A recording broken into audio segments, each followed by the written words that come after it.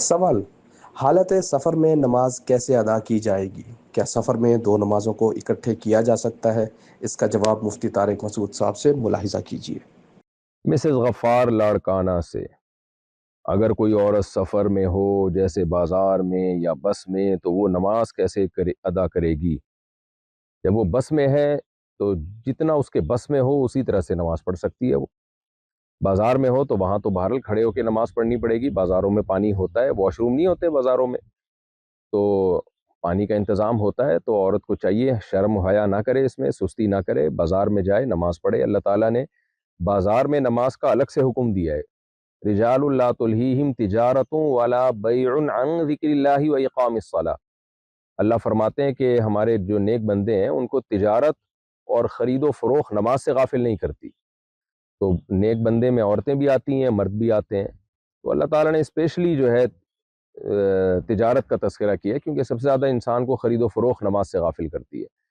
تو پوری دنیا میں جعلت لی الارض کلھا مسجدا، نبی صلی اللہ علیہ وسلم نے فرمایا اللہ نے پوری زمین میرے لیے مسجد بنا دی ہے، یعنی سجدہ گاہ بنا دی ہے، جہاں چاہیں ہم نماز پڑھ سکتے ہیں،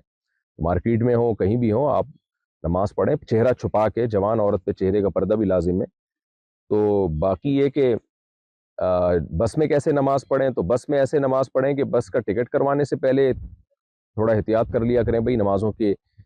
وقت تو نہیں ضائع ہو جائے گا بس کے اندر کہیں، اور اگر پھر بھی جلدی سفر ہے کہیں جانا ہے تو بس میں پھر آپ نے یہ کرنا ہے کہ بھئی نمازوں کی جو ٹائم ہے نا وہ پہلے سے نوٹ کر لینا ہے۔ تو بس والے کنٹینیو کبھی بھی نہیں چلاتے کہ قیامت تک چلاتے ہی رہیں، ہر 2-3 گھنٹے کے بعد وہ روکتے ہی ہیں، جیسے ہی روکیں دیکھیں نماز کا ٹائم ہے فوراً نماز پڑھ لیں۔ اور اگر کبھی ایسا ہو کہ بس میں نماز کا ٹائم نکلتا چلا جا رہا ہے اور ڈرائیور روک ہی نہیں رہا، تو پھر اس کنڈیشن میں آپ بس میں بیٹھے بیٹھے نماز پڑھ لیں، فرض نماز، لیکن اس فرض نماز کو آپ نے اترنے کے بعد دہرانا ہے، کیونکہ فرض نماز کے لیے قیام ضروری ہے، اور یہ کوئی ایسی مجبوری نہیں ہے جس کی وجہ سے قیام ساقط ہو جائے، کیونکہ یہ مجبوری کوئی جنگ کی مجبوری نہیں ہے، ڈرائیور کی اپنی کاہلی اور سستی ہے، کم بخت روک نہیں رہا، تو اس لیے پھر ایسی صورت میں آپ اتر کے فرض نماز دوبارہ لوٹا لیں۔ اور سفر میں جو ہے دو نمازیں اکٹھی بھی پڑھی جا سکتی ہیں، جیسے نبی صلی اللہ علیہ وسلم نے پڑھی ہیں، صحیح بخاری مسلم کی حدیث ہیں۔ اکٹھی کیسے پڑھی ہیں کہ ظہر کو مؤخر کریں آپ، یعنی اپلیکیشن میں ٹائم دیکھ لیں کہ ظہر کا وقت کب ختم ہو رہا ہے، اور اس میں شافی وقت کو، یعنی جو اول وقت عصر ہے نا اس کو فالو کریں آپ، اس میں آسانی زیادہ ہے، خاص طور پہ سفر میں اس میں آسانی زیادہ ہے۔ نارملی تو عصر میں تاخیر افضل ہے، اس کے کیا دلائل ہیں یہ ایک الگ بحث ہے، لیکن اس وقت پہ بھی نماز ادا ہو جاتی ہے۔ خود احناف کا بھی یہی قول ہے کہ اول وقت میں بھی اگر کوئی عصر کی نماز پڑھتا ہے، جیسے ہم جب سعودی عرب جاتے ہیں تو اول وقت میں عصر کی نماز پڑھتے ہیں،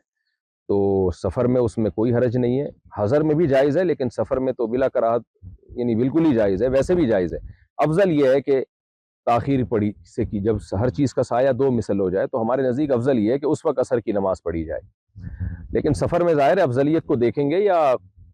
اس کو دیکھیں گے کہ نماز قضا نہ ہو جائے، قضا ہونے سے بچانا زیادہ ضروری ہے۔ تو سفر میں آپ دو نمازیں اکٹھی بھی پڑھ سکتی ہیں۔ آپ نے پہلے ٹائم دیکھ لیا کہ مثال کے طور پر 4:30 پہ عصر کا وقت ختم ہو رہا ہے، ظہر کا وقت ختم ہو رہا ہے،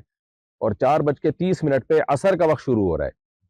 جو اول وقت ہے اس کی بات کر رہا ہوں۔ تو آپ نے کیا کرنا ہے، وضو وغیرہ کر کے 4:25 پہ آپ نے نیت باندھی،